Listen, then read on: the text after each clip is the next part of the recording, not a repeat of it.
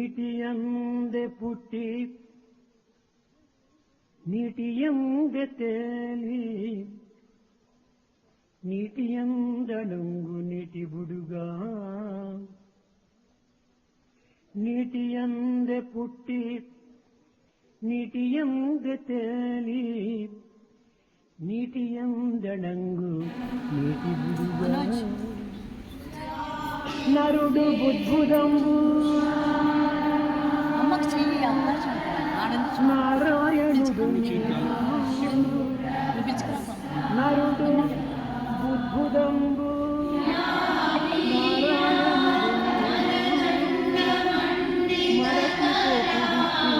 మంచి మాట మరచిపోకుడు. దినేష్ ఇటు చూస్తావా ఫోటో కదా?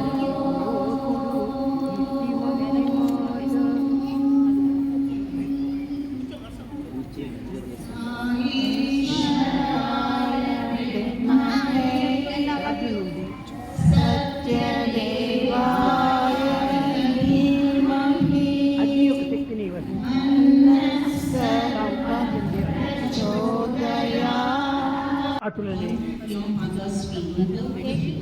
ఈశ్వరు నుండి ఉద్భవించిన జీవుడు ఈశ్వరత్వాన్ని పొందేటువంటి యొక్క విధానం.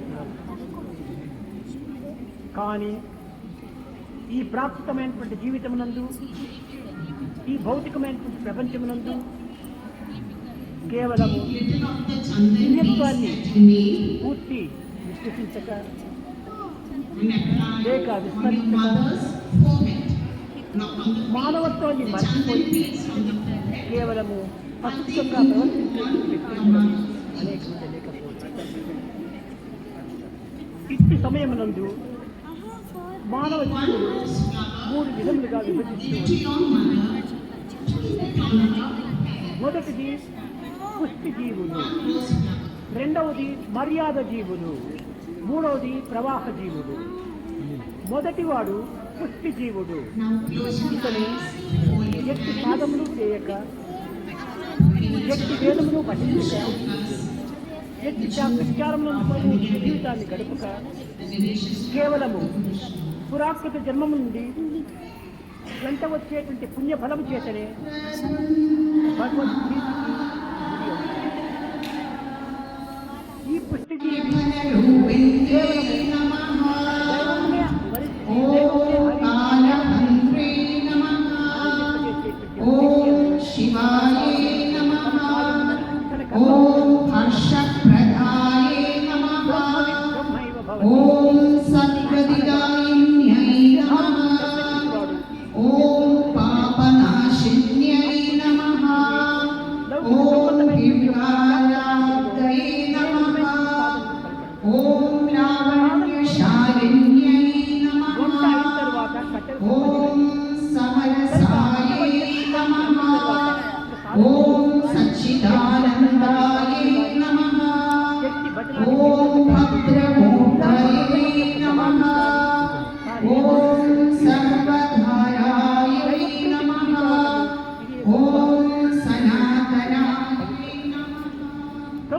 వారిని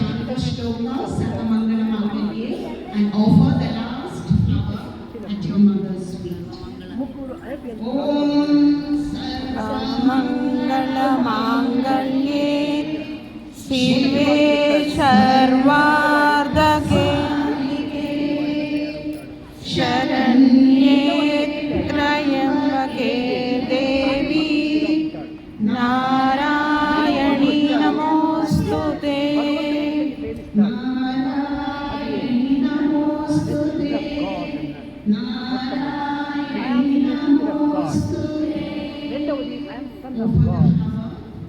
మూడవది I and my father are one అన్నాడు. కనుక ఎలాంటి వాడు? దైవమే ఇతన్ని ప్రేమించేటువంటి వాడు. దైవమే ఇతన్ని ప్రేమిస్తాడు.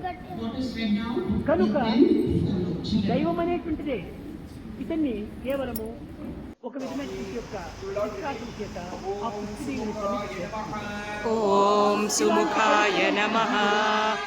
అనేక మంది బాల్యం ఓం ఏకదంతాయ నమః ప్రహ్లాదుడు నమః. దైవత్వాన్ని పెంచుతూ వచ్చారు. ఓం గజకర్ణికాయ నమః. దైవత్వాన్ని ఓం లంబోదరాయ నమః. కావటమైనటువంటి మహా ఓం వికటాయ నమః. ఇసుకలు వర్ష జలధార ఇంకిపోవు మధురమై రేగడి నిరంతరం కూడా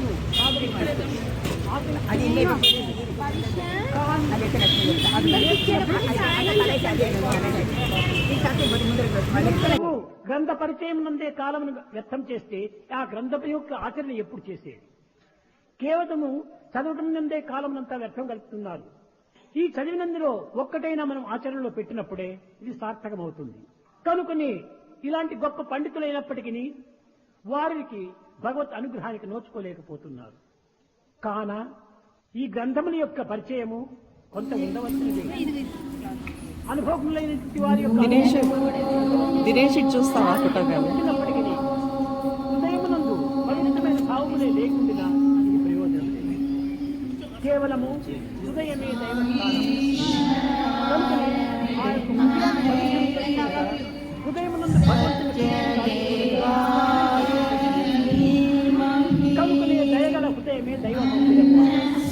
కనుకనే ఆ హృదయం నుండి దయ అనేటువంటి సహజంగా రావాలి. జిప్పు నుండి వెలుదేరినటువంటి యొక్క జిప్పు యొక్క శక్తులంతా కూడా కానీ అది దూరం పోతూ ఆ యొక్క స్వభావం కోల్పోతాయి. అదే విధంగానే దైవం నుండి ఆవిర్భవించినటువంటి ప్రతి జీవి కూడాను సమీపంగా ఉండినప్పుడే ఆ అగ్ని యొక్క శక్తులంతా కూడా తనకు కూడా ఉంటాయి. అట్టు కాకుండా దూరం పొందే కోల్పోతారు. కనుక మర్యాద జీవులనేటువంటి వారు గ్రంథ పరిచయం అంతే కాలంలో వ్యక్తం చేస్తున్నారు. కానీ ఆచరణ ఎందుకు ఏమాత్రం కూడా ఏ విధంగా అనగా మానవత్వంలో కొంతవరకు కూడా తెలుసుకోవాల్సిన ఎన్నో కొన్ని విధమైనటువంటి తెలుసుకునే కూడా ఆగొన్న వానికి ఆకలి తీరున పంచపక్షముల పరమాన్నమున రోగపీడితుని రోగంపు తీరున ఔషధ నిరుపేదవాని పేదరికంపు పోవున ప్రభావము. కనుక మన విన్నంత మాత్రం ప్రయోజనం లేదు, అనుభవించడం తగినది. అందువలనే ఈనాటి గ్రంథ పరిచయమంతా కూడాను కేవలం కాలం వ్యర్థం కావించినట్టుగా చూస్తున్నారు. అదే నార్జన్ కూడా చర్చించారు. అయ్యా నాకు లభ్యం నారదా ఓం హర్షప్రదాయ నమః. ఓం సత్కరిదాయిన్యై నమః. ఓం పాపనాశిన్యై నమః. ఓం విఘ్నారాధయే నమః. ఓం లావణ్యశాలిన్యై నమః.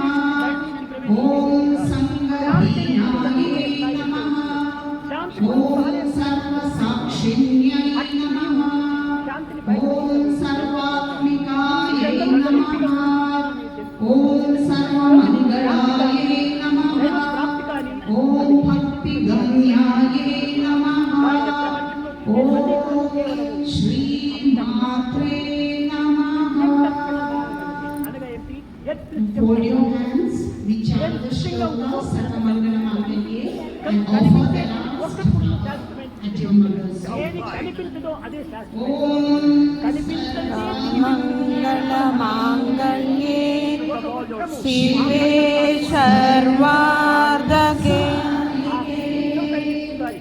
శరణ్యే త్రయంబకే దేవి నారాయణీ నమోస్తుతే. కనిపించని వేరు కనిపించినటువంటి పూర్తికంతా కూడాను మన ప్రేమ అనే జలము విశ్వాసమని ఎదుగుతుంది. అప్పుడే ఈ కనిపించి పరమనంతా కూడాను మంచి అభివృద్ధి కాల్చుతాయి. కనుకనే మన జీవితమే ఒక పెద్ద వృక్షము. ఈ జీవిత వృక్షంలో ఒక శాఖోపశాఖలే మనం బతికివాళ్ళం. కానీ దానిపైన విధించేటువంటి పుష్పములంతా కూడాను మన యొక్క భావములే. ఇందులోపల కాసేటువంటి కాయలన్నీ కూడాను మన యొక్క సంకల్పములే. అందులో ఫ్రూట్స్ లో ఉండినటువంటి యొక్క ఓం సుముఖాయ నమః. కనిపించినటువంటి వేర్లపైన ఓం ఏకదంతాయ నమః కింద రూట్స్ పైన ఫ్రూట్స్ లేకపోతే నమః. మనకి విశ్వాసం అనేటువంటి యొక్క ఓం గజకర్ణికాయ నమః. ప్రేమ అనేటువంటి యొక్క ఫలములు లేకపోతే ఓం లంబోదరాయ నమః. మనకు ఓం వికటాయ నమః.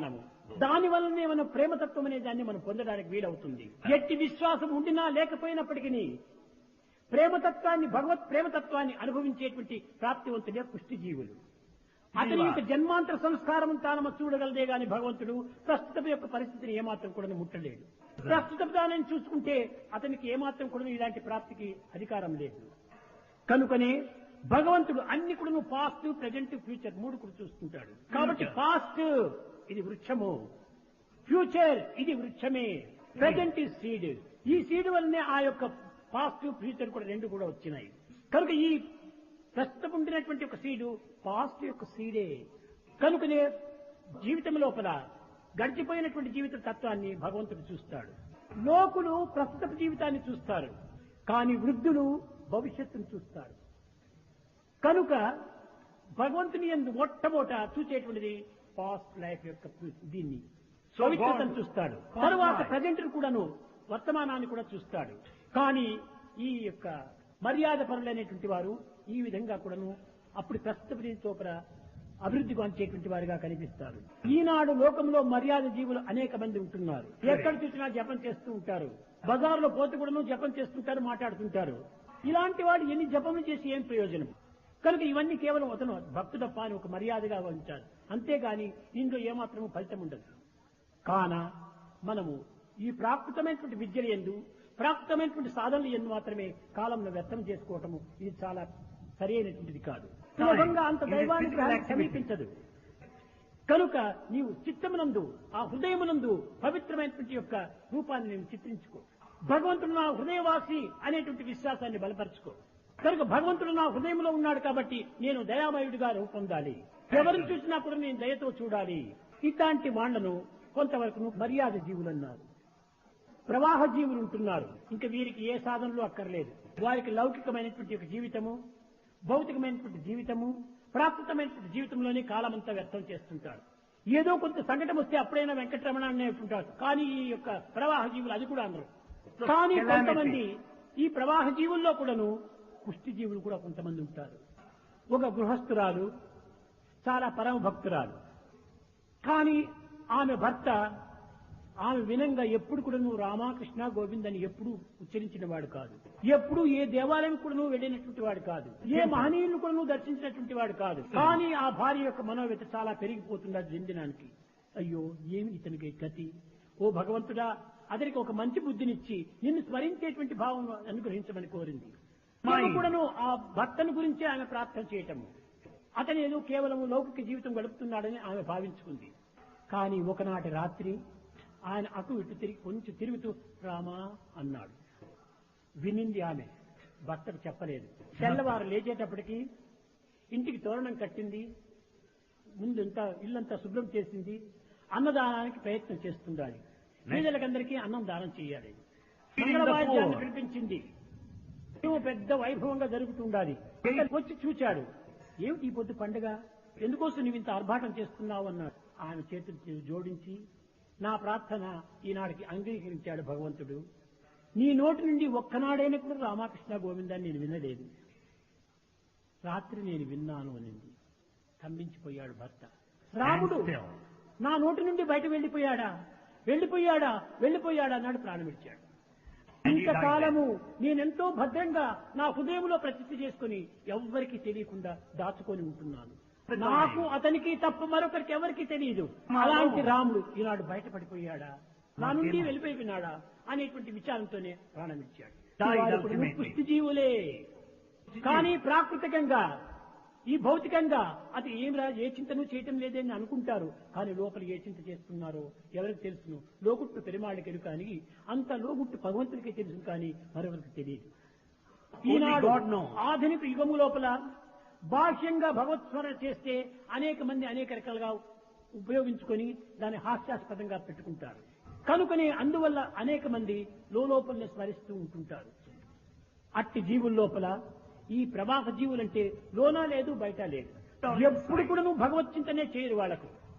వాళ్ళ కేవలము ఈ భౌతిక సుఖాన్ని పొందాలి, భౌతికమైనటువంటి భోగ భాగ్యంలో అనుభవించాలి, భౌతికమైన కీర్తి మర్యాదలను అందుకోవాలి, భౌతికమైనటువంటి యొక్క దీన్ని పొందాలి. ఏమో అది ఆధ్యాత్మికం మనకు తెలిసేటువంటిది కాదు, అది అగాధమైనటువంటిది. ఎప్పుడో కాలగర్భంలో ఏనాడు బయటపడుతుందో ఏమిటో, కానీ ప్రత్యక్షంగా అనుభవించేటువంటి భౌతికమే. ఇది సరైనటువంటి యొక్క ప్రత్యక్షము అనగా ఈ ప్రాకృతమైనటువంటి దానంతా ఆధ్యాత్మికంగా స్మరిస్తున్నారు, ఆధ్యాత్మికమైనటువంటి దానంతా ప్రాకృతికంగా చింతిస్తున్నారు. ఈ అనిత్యమే నిత్యంగా వారికి బోధిస్తుండాలి, ఆ నిత్య సత్యమైనటువంటిది అనిత్యంగా వారికి భావిస్తుండాలి. ఇది ఎంత పొరపాటు చెప్పండి. కనిపించే చెట్టునే నిజం అనుకుంటే కనిపించిన వేర్లా నిజము. కనిపించేటువంటి ఈ భవనమే మనకు సుందరమైనటువంటి అనుకూలంగా ఉంటుందంటే ఈ కనిపించినటువంటి పునాదులు మనకి ఏమని అవే కదా ఆధారము. కనుక కనిపించినటువంటిది లేదని చెప్పడానికి వీలు కాదు. ఆ కనిపించినటువంటిదే కనిపించేదానికి ఆధారభూతమై ఉంటుండాలి. కనుక భగవత్తత్వం అనేటువంటి దాన్ని స్మరించి దివ్యత్వాన్ని విశ్వసించక కేవలము ఈ భౌతికాన్ని విశ్వసించిపోయేటువంటి వాడు ఈ ప్రవాహ జీవులు. తను తానే నమ్మనటువంటి వాడు ఇంక దైవాన్ని ఏ విధంగా నమ్మగలడు? ఈ భౌతికమైనటువంటిది ఎంతకాలం అనేటువంటిది మనకు ఆధారంగా ఉంటుంది.